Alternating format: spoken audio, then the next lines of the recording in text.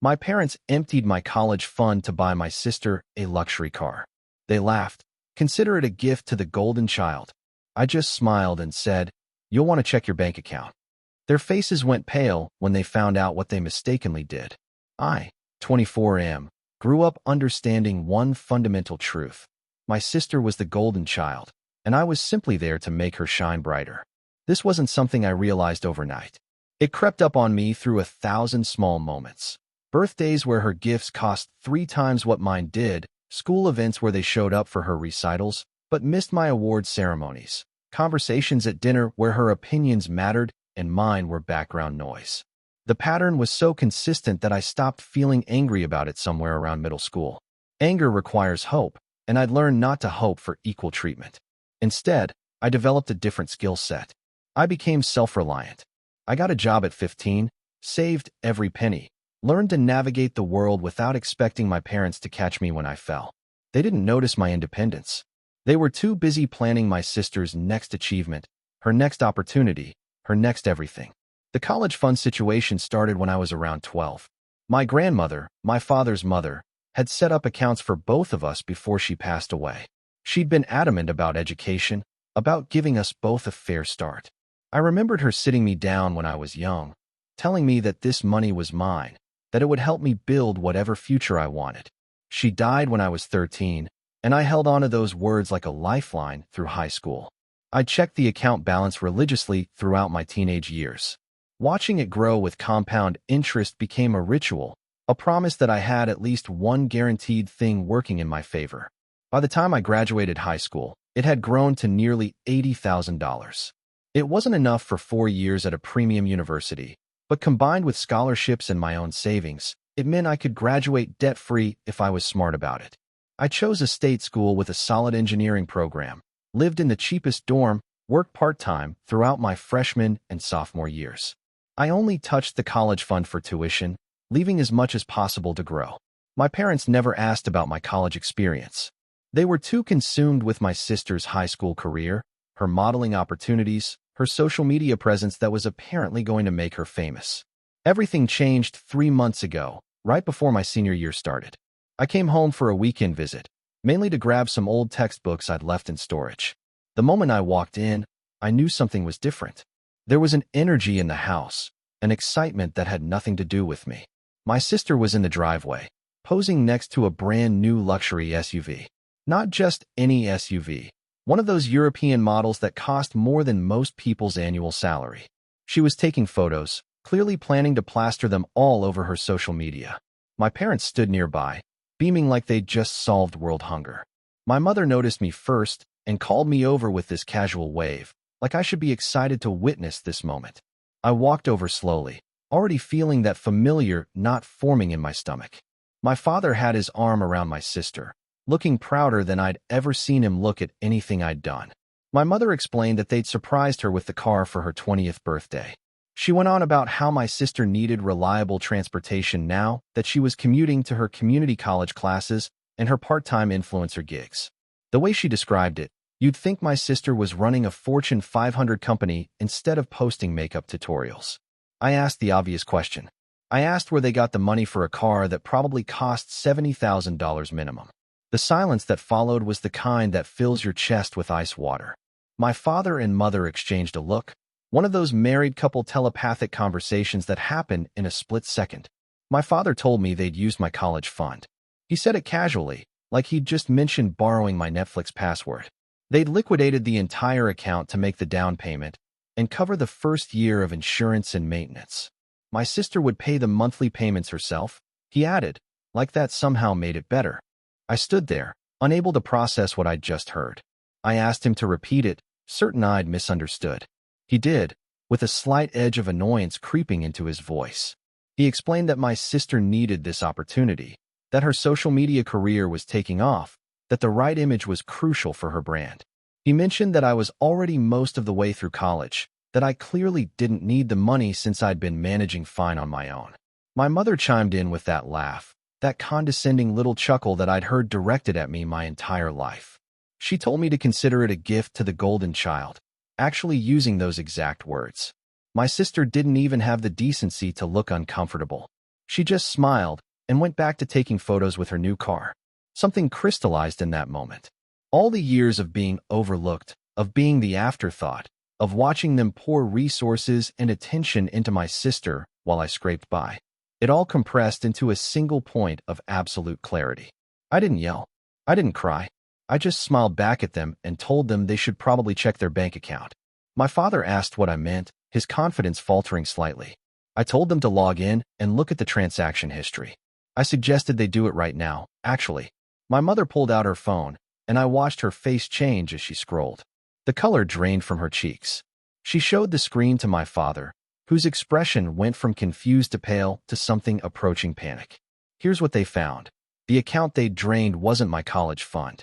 2 years ago, during the summer after my sophomore year, I'd had a long conversation with the bank about estate planning and account security. My grandmother's lawyer, who had remained a family friend and who had never particularly liked how my parents treated me, had quietly helped me restructure the college fund into a trust with specific distribution rules. The account my parents had access to was essentially a decoy I'd set up and minimally funded, just enough to look legitimate if they ever checked. The account they'd just emptied was my father's retirement rollover account, one he'd set up after leaving his previous job 3 years ago. He'd been letting it grow, planning to keep it untouched until he retired in about 10 years. It had around $75,000 in it. They'd just withdrawn it all, triggering massive early withdrawal penalties and tax implications they clearly hadn't considered in their excitement to spoil my sister. My mother asked how this was possible, her voice shaking. I explained that 2 years ago, I'd noticed how they'd been making comments about my college fund, how they'd asked suspicious questions about the account details. I'd had a feeling they might try something eventually, so I'd taken precautions. The real college fund was now in a trust that only I could access, with my grandmother's lawyer as the trustee. The account they'd found and drained was the one my father had carelessly linked to the same online banking profile, assuming I didn't know about his financial accounts. My father started shouting then, asking how I could do this, how I could deceive them. The irony was apparently lost on him. He demanded I fix it, that I return the money they'd taken. I reminded him that they'd stolen from me first, or tried to. I also pointed out that the money they'd actually taken was his own retirement fund, which meant they'd essentially stolen from themselves. My sister finally spoke up, asking if this meant she had to return the car. My mother snapped at her to be quiet. The dealership paperwork was already signed, the down payment processed. They'd have to come up with the monthly payments themselves now, along with figuring out how to deal with the tax bomb they'd just triggered. I told them I was leaving. My father tried to block my path, demanding we sit down and figure this out as a family. I asked him where that family consideration had been my entire life. I asked him if he remembered a single award I'd won, a single achievement I'd accomplished. He couldn't answer. My mother tried a different approach, tears forming in her eyes, telling me I was being cruel, that they were my parents and they'd done their best. I left without another word. I drove back to my college town, my hands shaking on the wheel. Part of me felt guilty. Part of me felt victorious. Mostly, I just felt tired. Update 1. The fallout came faster than I expected. My phone started blowing up within an hour. My parents called 17 times before I blocked their numbers. My sister sent a series of increasingly frantic texts, oscillating between begging me to help fix this and calling me a selfish bastard. I blocked her too. What I didn't block was the call from my grandmother's lawyer. He called the next morning, clearly amused. He told me my father had already contacted him, threatening legal action. The lawyer had very calmly explained that everything I'd done was perfectly legal. The college fund was established by my grandmother for me specifically, and I had every right to protect it. The fact that my parents had accidentally drained the wrong account was their own due diligence failure. He also warned me that things might get worse before they got better. He'd seen cases like this before, families where the golden child dynamic created entitlement so deep it became a kind of delusion. He offered to represent me if things escalated, pro bono, because he'd promised my grandmother he'd look out for me. I thanked him and told him I'd keep that in mind. My parents found another way to reach me. They showed up at my apartment 3 days later. My roommate let them in before I could stop him, and suddenly they were standing in my living room, looking older and more desperate than I'd ever seen them. My father's anger had burned out into something that looked like fear. My mother just looked broken. They begged me to help them. The tax penalties were worse than they'd thought. Between the early withdrawal penalty, state and federal taxes, they were looking at losing nearly 40% of what they'd withdrawn. They'd have to somehow come up with $30,000 by tax season or face even worse consequences. The car payments were straining their monthly budget. My sister couldn't afford them on her own, despite her promises. My father admitted they'd made a mistake, not stealing from me.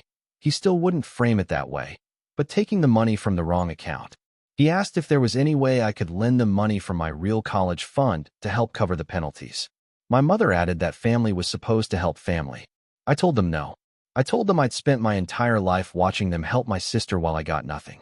I reminded them of every missed event, every dismissive comment, every time they'd chosen her over me.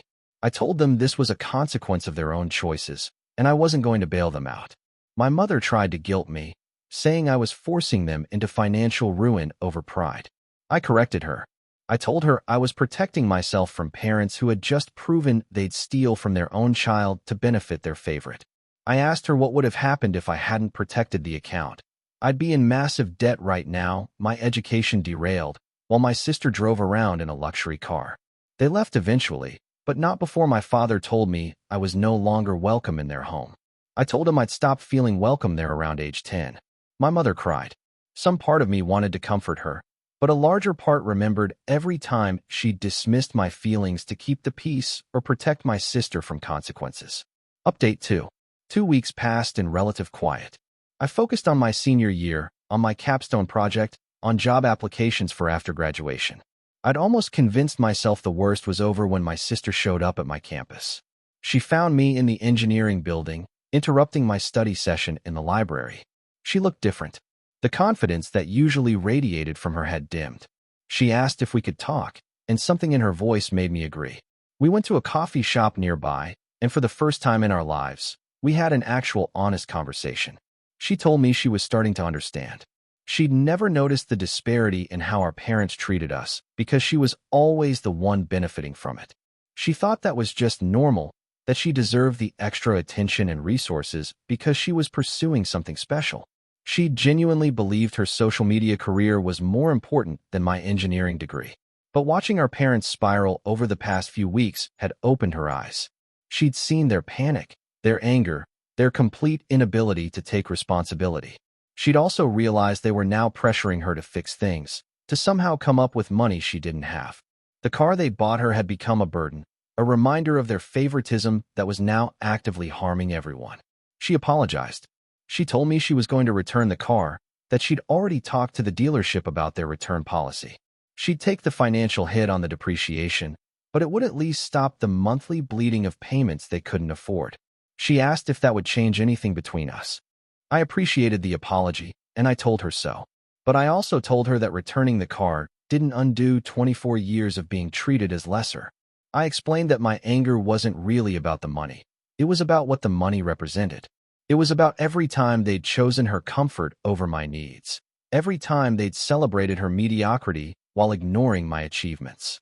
She started crying then, admitting she'd failed out of community college last semester, that her influencer career was going nowhere, that she had maybe 3,000 followers and most of them were bots. She said she'd been lying to our parents about her success because she couldn't bear to disappoint them, and now everything was falling apart. I felt sympathy for her, genuinely. She was also a victim of our parents' terrible parenting, just in a different way. They'd built her up on a foundation of entitlement and false praise, and now reality was crashing down on her. But my sympathy had limits. I told her she needed to figure out her own path forward, just like I'd had to do my entire life. I wished her luck, and I meant it, but I also made it clear that I wasn't going to be her safety net. She nodded, wiped her eyes, and left. 2 days later, I heard from my father that she'd returned the car. He was furious with both of us now, his financial stress compounding into rage that needed a target. He blamed me for everything, told extended family members that I'd sabotaged them deliberately, that I was vindictive and cruel. Some relatives reached out to me. Most of them had their own stories about my parents' favoritism, observations they'd made over the years, but had never felt comfortable mentioning. A few sided with my parents, telling me families should forgive and help each other. I stopped responding to those messages. Update 3. I'm writing this final update from my new apartment in a different city. I graduated 2 weeks ago. My parents didn't attend. My sister sent a congratulations text that I appreciated. I landed a job with a major tech company, starting salary that made the college fund protection worth every moment of stress. My parents' financial situation stabilized eventually. They had to take out a loan to cover the tax penalties, and they're now working with a financial advisor to rebuild what they lost. My father postponed his retirement timeline by at least 5 years. My mother picked up extra hours at work. They're managing, but barely. I haven't spoken to them in 3 months. They haven't apologized for stealing from me, only for getting caught taking from the wrong account. That tells me everything I need to know about whether reconciliation is possible. My sister and I text occasionally. She's working retail now, sharing an apartment with roommates, building an actual life instead of an Instagram fantasy. She's in therapy, working through the damage our parents' favoritism did to her own sense of self. I'm proud of her for that, and I've told her so. We're not close, but we're not enemies either. That's something. The hardest part isn't the estrangement from my parents. It's the glimpses of what a healthy family might have looked like, the parallel universe where they loved us both equally, and I didn't have to protect myself from them. But I can't live in that universe. I can only live in this one, where I learned to rely on myself, where I protected my future from people who should have been protecting it for me. Sometimes people ask if I regret how things played out, if the money was worth losing my family over. I tell them I didn't lose my family over money. I lost my family 24 years ago when they decided one child mattered more than the other. The money situation just made it impossible to ignore anymore. I'm doing well now. Better than well, actually. I have friends who value me, a career I'm excited about, and a future I built with my own hands. I have my grandmother to thank for the seed money that made it possible, and I have myself to thank for protecting it when it mattered most. My parents made their choice long ago. I just finally made mine.